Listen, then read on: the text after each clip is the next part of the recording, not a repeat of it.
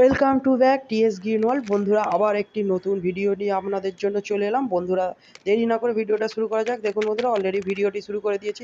একটি sub fungicide, এটি হ্যাঁ বন্ধুরা, আপনারা ঠিকই দেখেছেন। আমি ড্রাগন গাছে এই সাব ফাঙ্গিসাইডটি ব্যবহার করি। অনেকে কমেন্টে জানিয়েছেন যে আমি ড্রাগন গাছের পরিচর্যায় যে বর্ষার সময় যে ফাঙ্গাস আক্রমণ হয়, তো গোড়া পচা রোগ বা পচে যায় ডাল, এই রোগটি খুবই হয় বর্ষার সময়।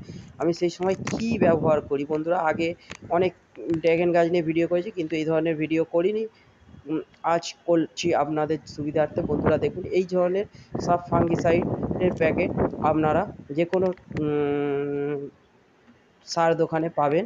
আমরা একটি 1 চামচ পরিমাণে এটা নিয়ে নেব, নিয়ে একটি বোতলের মধ্যে গুলে নেব। আমার স্প্রে বোতলটা খারাপ হয়ে যাওয়ার কারণে আমরা একটি স্প্রাইটের ছোট বোতলের মধ্যে গুলে নেব। নেওয়ার পরে আমরা কীভাবে ব্যবহার করছি সেটা আপনাদের শেয়ার করব। বন্ধুরা, ভিডিওটি স্কিপ করবেন না, আপনাদের জন্য একটা গুরুত্বপূর্ণ ভিডিও হচ্ছে।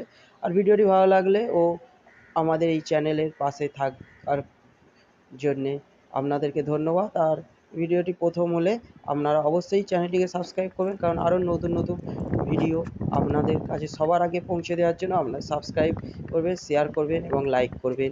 আপনাদের ভালোবাসা চ্যানেলটিকে আরও অনেক দূরে এগিয়ে নিয়ে যাবে এবং আরও সুন্দর সুন্দর ভিডিও বানাতে টিএস গ্রিন ওয়ার্ল্ডকে আরও উৎসাহ দান করবে। বন্ধুরা দেখুন, আমরা এই জল আমরা গাছের গোড়াতেও ব্যবহার করতে পারি। মাটির মধ্যে অনেক ফাঙ্গাস থাকে, সেই ফাঙ্গাসগুলো মারা যাবে।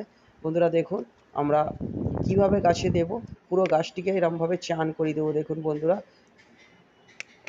এই বোতলটা দিয়ে, স্প্রে বোতল হলে ভালো হতো, এই বোতলে একটু বেশি লাগবে, কিছু করার নেই, বোতলটি খারাপ হয়ে গেছে তাই। বন্ধুরা দেখুন, আমরা পুরো গাছটিকে চান করে দিচ্ছি। অতিরিক্ত বৃষ্টি হচ্ছে, তাই বৃষ্টি হয়ে যাওয়া থেমে যাওয়ার পরে আমরা এটা করতে পারি। দেখুন বন্ধুরা, এখানে হালকা ফাঙ্গাস আছে, আর পুরো গাছটাকে ভালো করে চান করিয়ে দিচ্ছি। বন্ধুরা, আপনাদেরও যদি ড্রাগন গাছ থাকে ব্যবহার করতে পারেন। ধন্যবাদ।